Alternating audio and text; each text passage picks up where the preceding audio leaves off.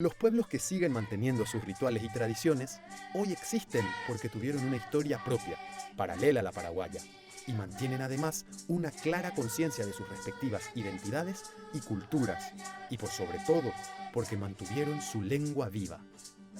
Desde la promulgación de la Constitución Nacional de 1992, los pueblos indígenas son reconocidos como culturas anteriores a la formación del Estado paraguayo, y cita que además se respetará las peculiaridades culturales de cada pueblo.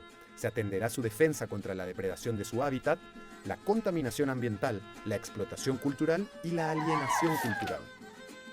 Los nuevos tiempos nos llevan a tomar conciencia de la importancia de generar condiciones para que estos pueblos sigan construyendo el futuro de su cultura.